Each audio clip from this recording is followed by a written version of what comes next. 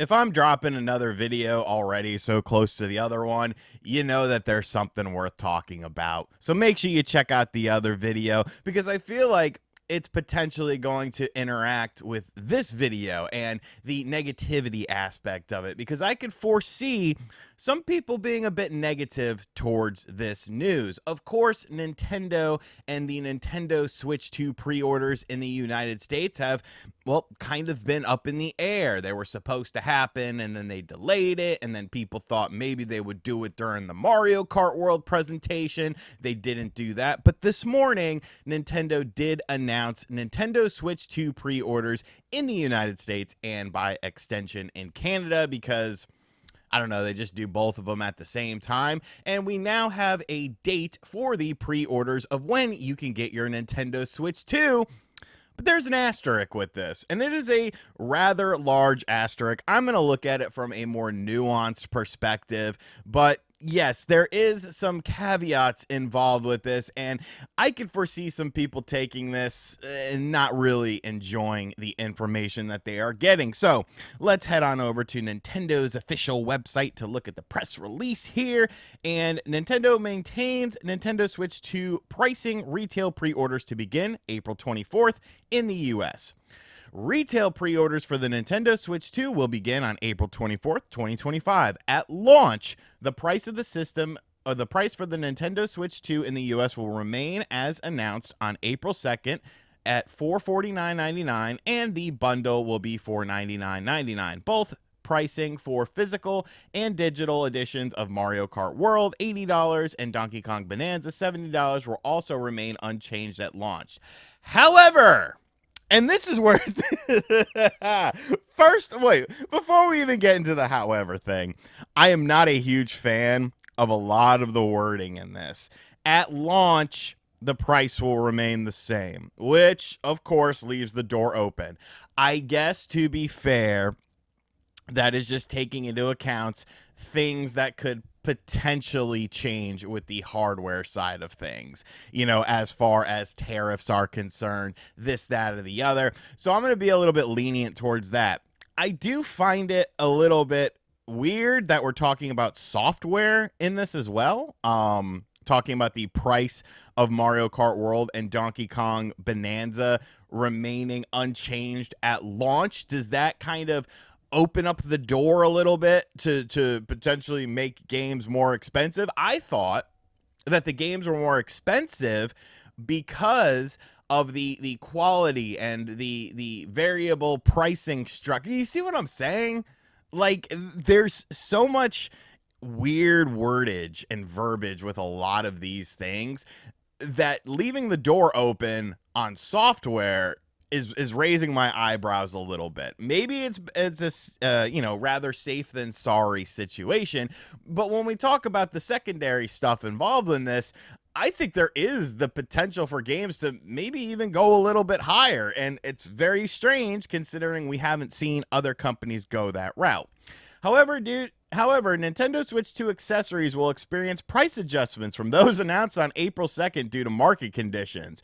Other adjustments to the price of any Nintendo product are also possible in the future depending on market conditions. We apologize, blah, blah, blah.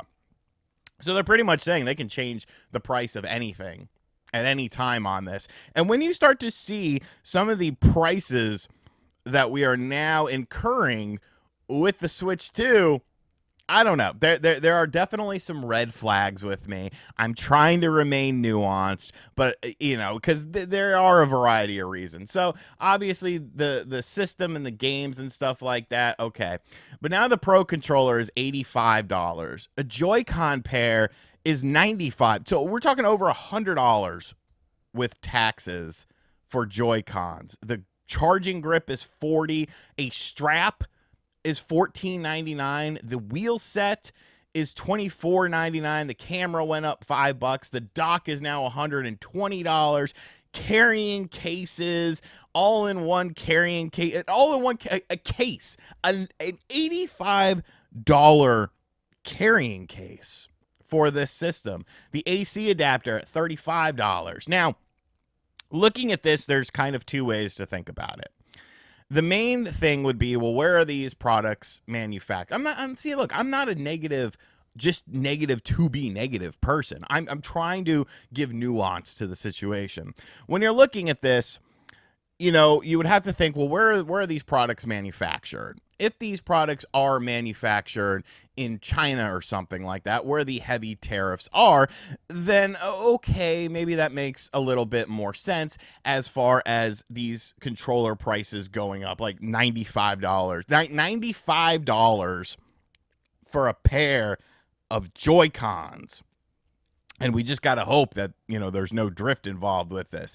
$85 for the Pro controller. The case is just, man, that just this sounds so disgusting. So you could say that these price changes are due to something like that. Tariffs, if it's manufactured in China or something like that. Obviously, China is being tariffed pretty high comparative to other countries.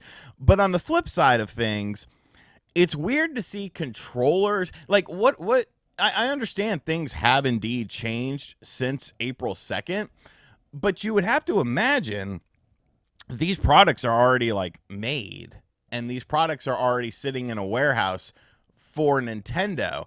When I look at, PlayStation controllers and Xbox controllers, have those skyrocketed in price since April 2nd? Like, no, they haven't. They've remained steady. Have Xbox or PlayStation 5 game prices, now been given the little doorway as to oh, well, they might go up in the future. Like no. And I understand you're just trying to cover your ass a little bit, but these are genuine concerns with this system because you might be pricing yourself out of sales. And I'm always of the mindset that it's better to sell one thing at $50. And I'm always of the mindset that it's better to sell two things at $40 than one thing at $50, And I understand that there are profit margins to be made and, manufacturing costs and stuff like that. So it might not be something that's feasible. But even if you're just getting the initial batch of all the accessories out and stuff like that, all the controllers and all that sort of stuff, like if you could have done a price break at that point and then raise the price of it, kind of an early adopter's like thank you, because there is no guarantee that people are going to be rushing out to buy this expensive system with expensive games that now has very expensive accessories.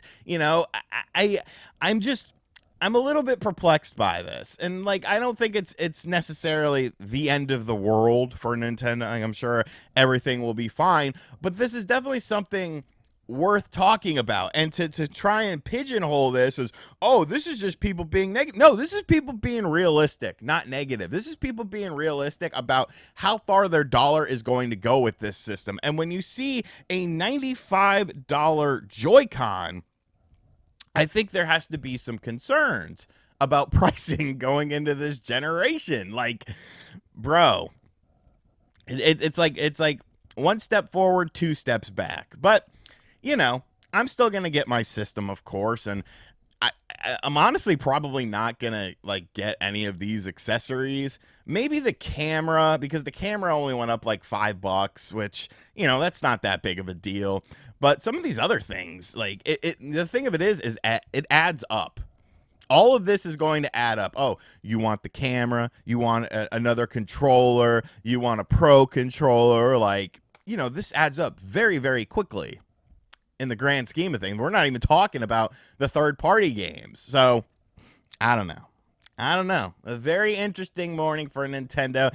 It's not negativity if it's just looking at a situation, having a nuanced discussion about it, and realizing that, hey, some people aren't going to want to spend, a fifth of the system price just to get a second set of Joy-Cons, or spend I'm sorry I gotta go back to this one more time. I don't care. This thing better like make me this all-in-one carrying case. It better make me a sandwich. It better give me a BJ for $85 for a case. Like and here's another thing. Do we really have to increase the price of every single thing? Every single thing. Couldn't you have done this a little bit more tactical, where you raise the price of things of one thing, and then the other things don't. The other things remain the same.